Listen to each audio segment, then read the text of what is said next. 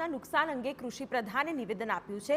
કેરી અને ઉનાળુ પાકને નુકસાન થવાની સંભાવના તેઓએ વ્યક્ત કરી છે। જ્યાં નુકસાન થયું છે ત્યાં સર્વેની પણ સૂચના અપાઈ હોવાનું કૃષિ પ્રધાન રાઘવજી પટેલે કહ્યું। હજુ પણ માવઠાની આગાહી હોવાનું રાઘવજી પટેલે કહ્યું। સંપૂર્ણ રિપોર્ટ 17 મે બાદ જાણવા મળશે તેવી સ્પષ્ટતા પણ કરી।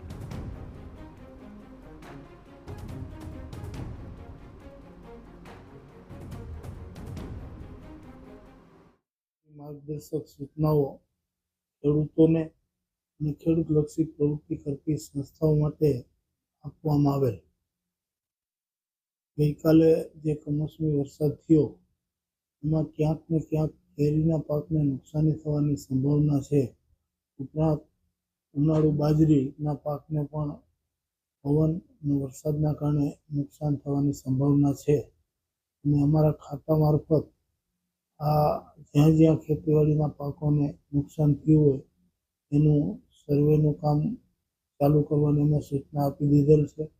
ઉપરાંત 17મી તારીખ સુધી હજી કમોસમી વરસાદ અને માવઠાની આગાહી હોવાથી આ ફાઇનલ રિપોર્ટ તો 17મી તારીખ પછી જ આપણને જાણવા મળે।